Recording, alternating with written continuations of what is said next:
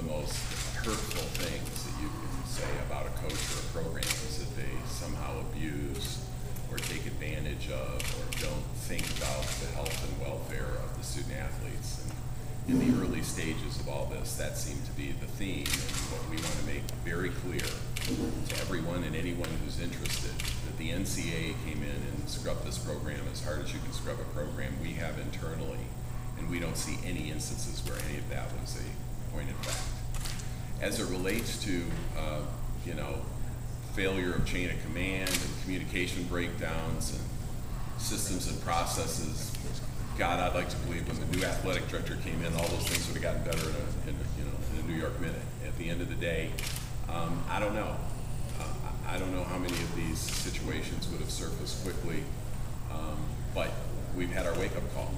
We understand some of the issues that were poorly handled. We've responded to them already. I can tell you the culture of communication, the interaction that we're all having together, and our commitment to making sure that Michigan never is in this position again is something that's pretty intense. Let me nail this, because this is the question I'm sick of hearing. So let me just make this perfectly clear with anybody who's interested. Rich's contract has a clause in it that if he is found guilty of a major NCAA infraction, it could be cause for termination.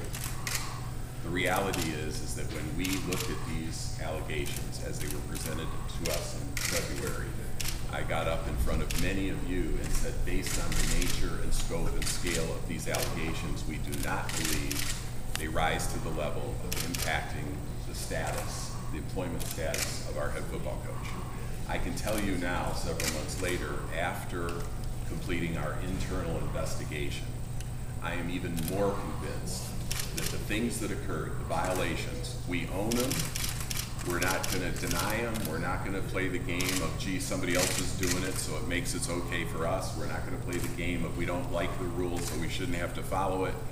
We're not going there. We have been found to violate certain rules with the NCAA, and we're standing up and we're taking responsibility for it. But I want you to know that the way that these things happened was not attributable to any one person, and shouldn't be.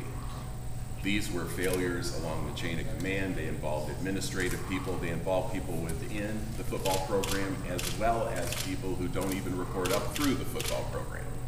It's a shared responsibility. One of the reasons we're doing letters of reprimand in a number of people's files is because they all had a part to play in this unfortunate outcome. And we believe that that's the appropriate balanced approach to take. Rich Rodriguez is going to be our coach in the fall. We're excited about opening our new stadium. We're excited about going out and competing, and we're going to get focused on that real soon.